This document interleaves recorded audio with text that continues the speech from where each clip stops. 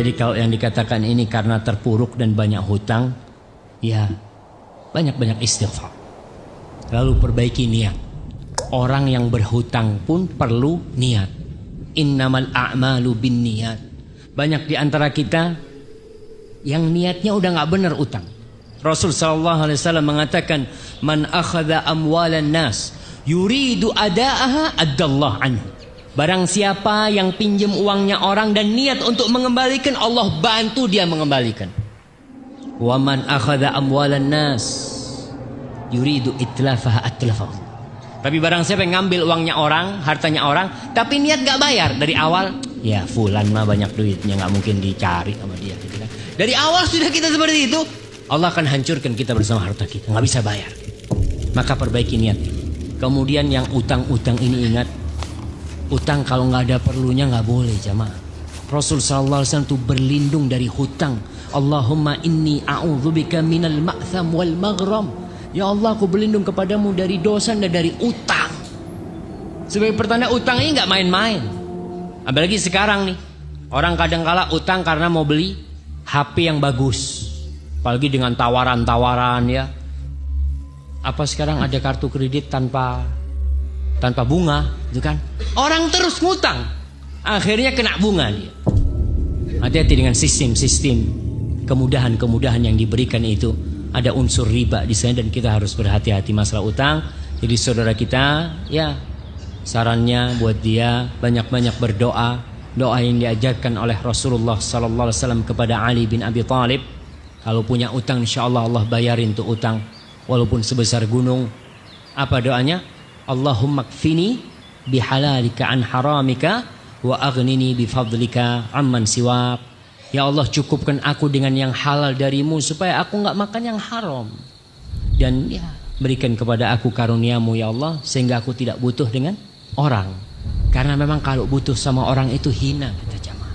Maka berusaha kita hanya butuh dengan Allah Subhanahu wa taala. Barakallahu fikum.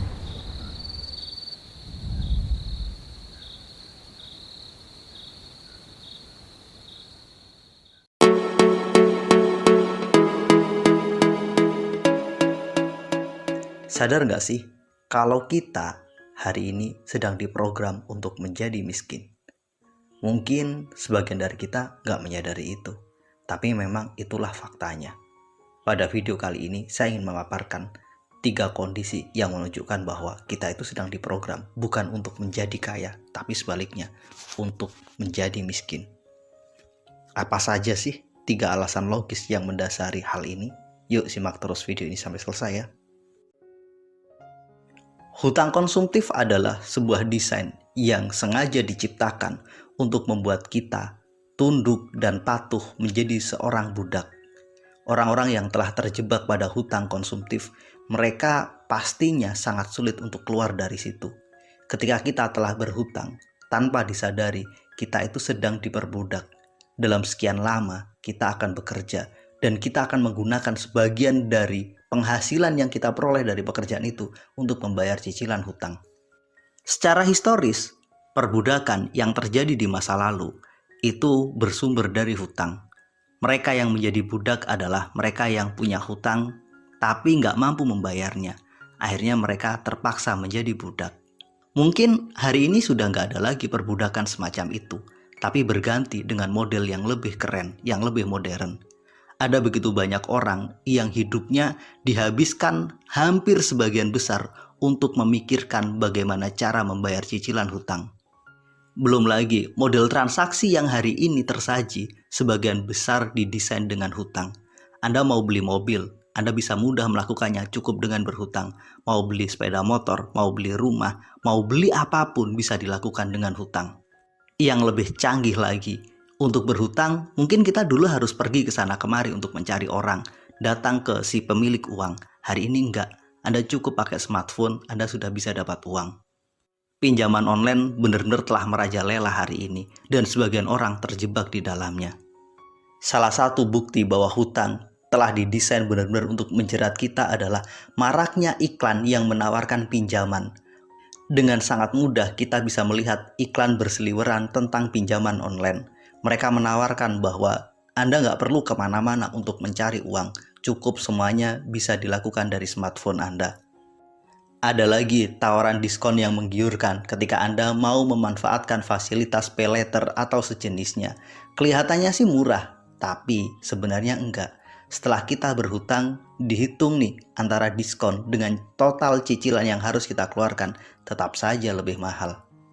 Berbagai kemudahan dan fasilitas yang tersaji dalam proses berhutang ini semakin menyempurnakan sebuah desain bahwa kita itu akan dijerat dan dipenjara oleh mekanisme hutang ini.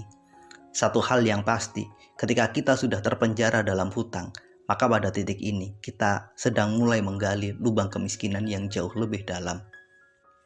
Jerat hutang konsumtif yang sangat kuat inilah menjadi bukti nyata bahwa kita sedang diprogram untuk menjadi miskin.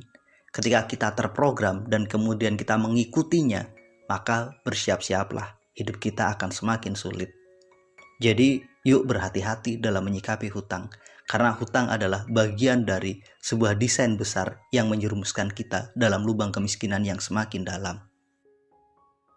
Kira-kira Anda masih ingat nggak sih berapa harga semangkok bakso 5 tahun yang lalu? Atau mungkin 10 tahun yang lalu? Kemudian bandingkan dengan harga semangkok bakso hari ini. Berapa kali lipat sih naiknya? Atau harga sepiring nasi. 20 tahun yang lalu ketika saya awal kuliah, cukup dengan uang Rp1.000 saya bisa membeli nasi sepiring plus minum. Hari ini berbeda, minimal kita butuh uang Rp10.000. Artinya dalam waktu 20 tahun terjadi kenaikan harga 10 kali lipat atau 1000%. Pertanyaannya, bagaimana dengan income kita? Apakah dalam 20 tahun terakhir ini kita bisa mendapatkan kenaikan income sebesar 1000% seperti kenaikan harga nasi pecel yang tadi saya ceritakan? Pastinya nggak sebesar itu kan? Inilah bukti nyata bahwa tanpa disadari kita itu didesain untuk semakin miskin. Harga-harga semakin lama semakin naik, sementara kenaikan income kita nggak sebanding dengan kenaikan harga. Mungkin memang benar secara formal inflasi cuma naik sekitar 3% atau 4% per tahunnya. Secara formal juga diberitakan bahwa pertumbuhan ekonomi Indonesia bisa mencapai 5%. Artinya pertumbuhan ekonomi lebih tinggi jika dibandingkan dengan inflasi. Tapi realitanya itu hanyalah angka. Fakta real di lapangan menunjukkan bahwa harga-harga itu naiknya bisa lebih dari 3% per tahun. Sementara income kita belum tentu bisa naik di atas 5%. Kita bisa lihat dari kenaikan UMR. Berapa persen sih kenaikan UMR per tahun? Berbagai fakta ini harus benar-benar kita sadari bahwa kita harus benar-benar hati-hati dalam mengelola uang kita. Kenaikan income bukan sebuah kepastian, sementara kenaikan harga itu hampir menjadi sebuah keniscayaan. Realitas inilah yang harus kita sadari bahwa kita itu sedang didesain untuk semakin bertambah miskin. Tanpa kita sadari, otak kita itu didesain untuk belanja, menjadi konsumen, dan mengikuti tren. Apa yang lagi in, apa yang lagi hits di media sosial, apa yang lagi viral, kita berupaya untuk mengikutinya. Apapun itu. Berbagai jebakan promosi juga mengarahkan kita untuk sangat mudah melakukan belanja dan tindakan konsumtif. Sementara literasi keuangan tentang kesehatan finansial dan sejenisnya itu sangat lemah.